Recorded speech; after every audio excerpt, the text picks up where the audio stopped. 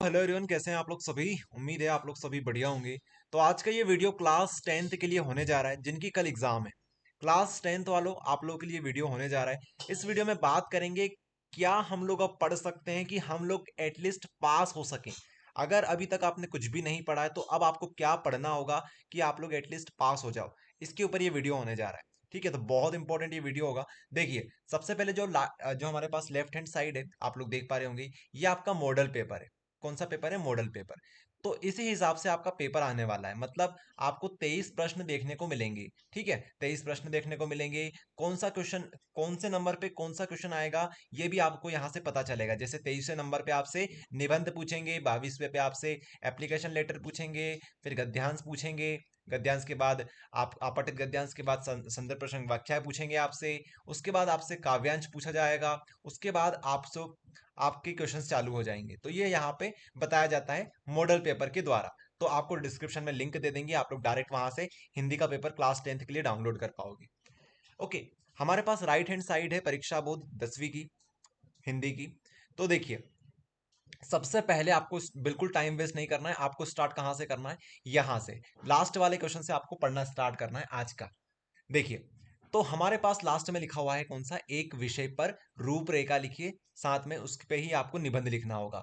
तो ये सारे आपको निबंध याद करने हैं। इसमें से जो सबसे इंपॉर्टेंट है वो हमने आपको पिछले वीडियो में प्रोवाइड कर दिए थे। एक और बार आपको प्रोवाइड कर देते हैं, यहाँ पे आप लोग देख लीजिए। ये सारे जो निबंध रहेंगे, इनकी रूपरेखा सभी याद करके जाना।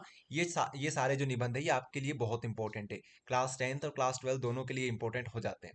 ठीक है, तो एक काम करते हैं, आपको याद ही करवा देते हैं। जितना हमसे हो सके उतना हम लोग आपको याद करवाते हैं, बाकी सब आपको खुद से करना रहेगा। बहुत ईजी है यार, आपको मन से लिखना आना चाहिए। अगर आप मन से लिखना भी सीख गए ना तो बहुत सारी चीजें आप लोग कर दोगे। और कल आपको मन से ही लिखना पड़ेगा बहुत बार, क्योंकि अभी आपने अगर कुछ नहीं पढ़ा है तो। देखिए, अनुशासन का महत्व, एक काम करते हैं, इसको क्लियर कर लेते हैं। अनुशासन का महत्व अच्छे से करके जाना, विज्ञान के चमत्कार अच्छे से करके जाना, खेलों का महत्व हो गया, प्रदूषण वाला हो गया, ये बहुत इंपॉर्टेंट है। ठीक है, देखिए, अनुशासन क्या होता है भैया? डिसिप्लिन हमारा। तो आपको प्रस्तावना और उपसंहार, ये तो सभी में लिखना है। यहां पर भी प्रस्तावना उपसंहार, प्रस्तावना उपसंहार, ये तो सभी में आएगा। ठीक है, तो आप लोगों के लिए सबसे इजी यहाँ पे प्रदूषण वाला होने वाला है। अनुशासन वाला भी इजी है, लेकिन प्रदूषण वाला बहुत इजी है, क्योंकि आप लिख सकते हो कि वायु प्रदूषण क्या होता है, कैसे फैलता है, जल प्रदूषण क्या होता है। इसके अलावा प्रस्तावना में आप लोग लिख देना कि भैया प्रदूषण हो रहा है, क्यों हो रहा है, किस तरीके से हो रहा है, कैसे हम लोग इसका निवारण कर सकते हैं, इसका समाधान क्या है। ये सारी चीजें आपको लिखनी होगी। ठीक है, इसके बाद प्रदूषण का क्या असली अर्थ, प्रदूषण का क्या होता है, स्वास्थ्य पर क्या प्रभाव पड़ता है, बुरा प्रभाव पड़ता है, तो वो लिखना। इसके अलावा हम कैसे निवारण कर सकते हैं, समाधान कर सकते हैं इसका, वो लिखना। उपसंहार आपको लिखना है। ठीक है, तो ये आपके लिए क्या हो जाएगा? ऐसे हो जाएगा। तो कम से कम ये जो आप लोग स्क्रीन पर देख रहे होंगे, ये सभी रूपरेखा याद करके जाना आप लोग सभी। क्यों जाना याद करके? क्योंकि अगर आप लोग रूपरेखा याद कर लोगे तो आप लोग वहां पे मन से लिख पाओगे। तो इस तरीके से आपके 4 नंबर यहाँ पे तैयार हो जाएंगे। ओके, आगे देखिए, ऊपर आपके लिए आएगा अपने जिले के जिलाधीश को ध्वनि विस्तारक यंत्र पर प्रतिबंध लगाने के लिए आवेदन पत्र लिखिए। तो ये कैसे लिखोगे भैया?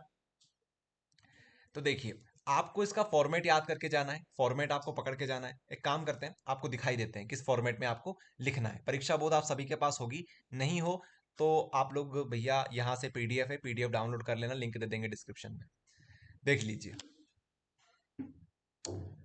ध्वनि विस्तारक यंत्र पे आपको लिखना रहेगा। तो आप लोग एक बात ध्यान रखना कि आपको दो ऐसे दो लेटर्स रहेंगे, दोनों में से कोई एक लेटर करना है। एक अपने पिताजी या फिर बड़े भाई, छोटे भाई, ठीक है, या फिर अपने कुछ रिश्तेदारों को, दोस्त को, मित्र को लिखना होता है। एक आपको लिखना होता है, जो किसको लिखना होता है आपको?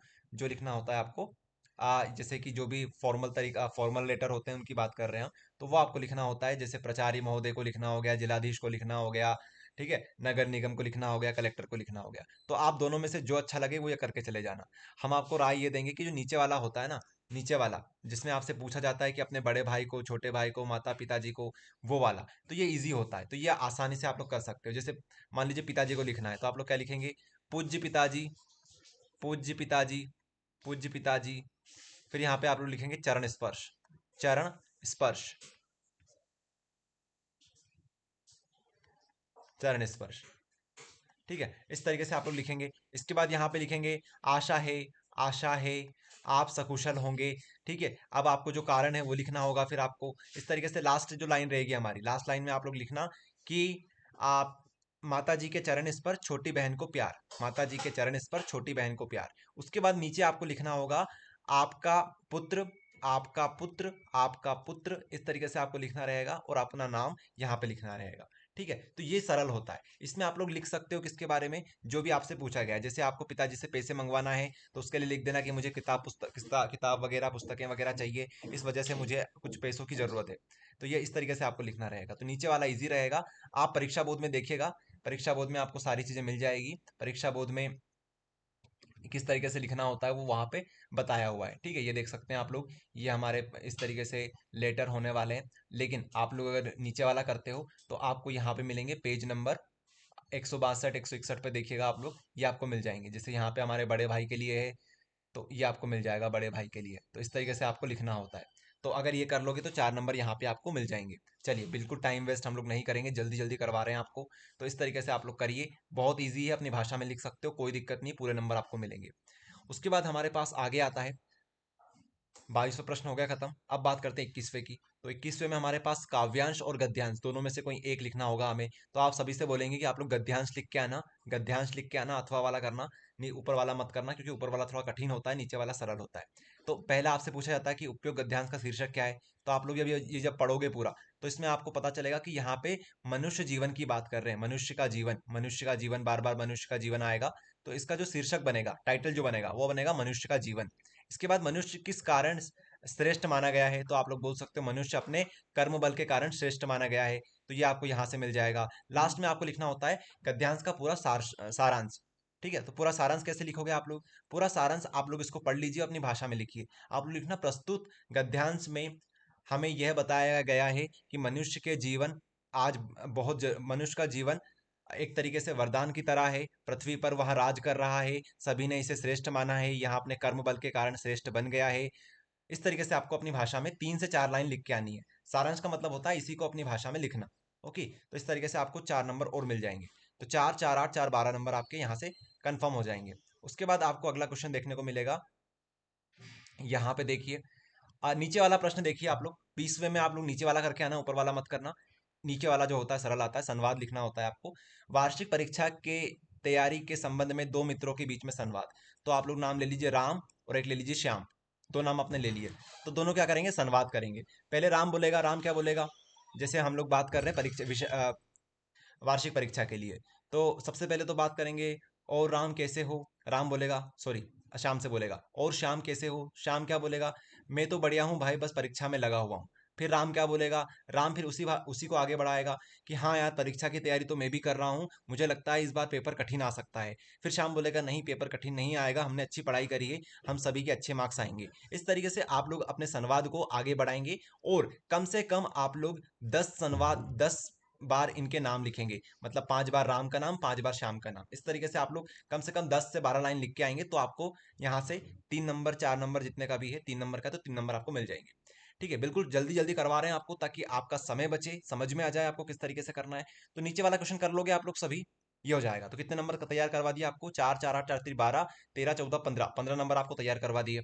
इसके बाद फिर से आएगा गद्यांश, फिर से आएगा गद्यांश हमारे पास 3 नंबर में, गद्यांश आएगा, गद्यांश। अब इसमें से जो आपको अच्छा लगे, पहले आप लोग एक बार दोनों को पढ़ लेना। जो आपको ऐसा लगे कि यार ये हमने अपनी जो पुस्तक है उसमें कहीं पे पढ़ा था, तो उसी को आप लोग करना, अथवा वाला करना या ऊपर वाला करना। मान लीजिए आपने थोड़ी देर के लिए नीचे वाला पढ़ा है, तो आप लोग क्या लिखेंगे, प्रश्न नंबर 19 का हमारा जो उत्तर रहेगा वो रहेगा अथवा वाला। तो आप लोग अपनी कॉपी में इस तरीके से लिख के आना, अथवा। ठीक है, ये लिख दोगे। उसके बाद क्या लिखोगे, अब यहां से आपसे पूछा जाएगा संदर्भ प्रसंग वाक्या है। तो सबसे पहले लिखेंगे संदर्भ। संदर्भ क्या होता है भैया, संदर्भ का मतलब होता है कि ये जो हमारे पास गद्यांश है, ये कहाँ से लिया गया है, किस पाठ से लिया गया है, और किस इसके जो लेखक हैं वो कौन है। तो संदर्भ में आपको लिखना गया है कि प्रस्तुत पंक्तियां कहाँ से ली गई है, जिस पाठ से ली गई है उसका नाम लिखेंगे, और इसके रचयिता कौन है वो लिखेंगे। इसके बाद प्रसंग जो होता है, प्रसंग का मतलब होता है कि ये जो लाइन आपने पढ़ी है इतनी इतनी, इनमें आपको क्या चीज समझ में आ रही है। तो यहाँ पे आप लिख देना कि यहाँ पर संस्कृति के बारे में बताया गया है, यहाँ पे संस्कृति के बारे में बताया गया है, ऐसा लिख देना यहाँ पे। उसके बाद आपको लिखना होता है व्याख्या, व्याख्या लिखनी होती है। व्याख्या मतलब अपनी भाषा में। तो ये जो आप पढ़ोगे इसको अपनी भाषा में लिखना रहेगा फिर आपको। तो अपनी भाषा में लिख देना कि भाई संस्कृति हमारे लिए बहुत जरूरी है। संस्कृति का आजकल लोग बहुत गलत मतलब निकाल रहे हैं, लेकिन असली संस्कृति वो होती है जो मानव जीवन में काम आए। इस तरीके से जो भी चीजें आपको लिखनी होती है वो यहाँ पे आप लोग लिखेंगे। तो इस तरीके से आपका ये वाला तैयार हो जाएगा। उसके बाद आगे बढ़े तो नीचे वाला जो आपको अच्छा लगे, ऊपर वाला नीचे वाला जो आपको इजी लगे वो करके आ जाना। ठीक है, संदर्भ प्रसंग समझ में आया। संदर्भ का मतलब होता है कि किस पार्ट से ये ली गई ये लाइन। इसके अलावा आपको ये बताना होता है कि किसने इसको लिखा है। प्रसंग का मतलब होता है एक लाइन में, एक या दो लाइन में आप लोग क्या समझे इस पूरे गद्यांश से। उसके बाद लास्ट में लिखना होता है व्याख्या। व्याख्या का मतलब होता है कि आप लोग इसको अपनी भाषा में कैसे लिख सकते हो। ओके, इसके बाद हमारे पास 18वां क्वेश्चन आता है संदर्भ प्रसंग भावार्थ। आपको लिखना होता है संदर्भ प्रसंग और भावार्थ। तो इसमें क्या होता है हमारे पास, इसमें भी वही चीज है, आपको संदर्भ लिखना होता है कि भैया कहाँ से लिया गया है, कौन से पार्ट से लिया गया है, पार्ट का नाम लिखना होता है। ठीक है, उसके बाद आपको रचयिता लिखना होता है। जैसे यहाँ पे जो रचयिता है सूरदास जी हैं, तो इसके रचयिता सूरदास जी हैं। इस पद के इस गद के इस जो पद है हमारे पास, इस पद के रचयिता हमारे पास सूरदास जी हैं। इस तरीके से फिर प्रसंग में क्या लिखोगे कि यहाँ पे क्या बात बताई गई है, उद्धव के बारे में बताया गया है, उद्धव के बारे में बताया गया है। ठीक है, इस तरीके से आप लोग जो लिखना चाहो, पढ़ के समझो उसके बारे उसको उसको उस तरीके से लिखना रहेगा। इसके बाद आपको भावार्थ लिखना होगा। ठीक है, तो भावार्थ आपको लिखना होगा इस चीज का, साथ में आप लोग इसी का मतलब लिख देना। ठीक है, आप लोग इस लाइन से क्या समझे हो वो लिखना है। इसके बाद आप लोग अपने 3 नंबर तक कंप्लीट कर लोगे। फिर देखिए, फिर दो दो नंबर के क्वेश्चंस आएंगे। तो अभी ये दो दो नंबर के जो क्वेश्चंस हैं इनको आप लोग क्या करो, परीक्षा बोर्ड की जो आगे के 4 सेट दे रखे हैं, यहाँ पे परीक्षा बोर्ड में जो आगे के 4 सेट दे रखे हैं, इन्हीं को अच्छे से कर लो यार। अब टाइम आपके पास नहीं है, जितना हो उतना कर लो, यहाँ से कर लो। इसके अलावा ये जो ऑब्जेक्टिव्स दे रखे हैं हमारे पास, ये भी परीक्षा बोर्ड से कर लो, परीक्षा बोर्ड से कर लो। इतना भी कर लोगे 4 सेट भी, तो आप लोग पास हो जाओगे। ओके, सो अभी से आप लोग तैयारी करना स्टार्ट कर दो, इतने में आपका काम हो जाएगा। इसके बाद हमारे पास रिक्त स्थान ये वो आएंगे, तो इनकी प्रैक्टिस आप लोग यहाँ से कर लेना। चलो, अब आपके पास समय कम है, लग जाओ पढ़ाई करने में। करते हैं वीडियो को एंड। Thank you everyone.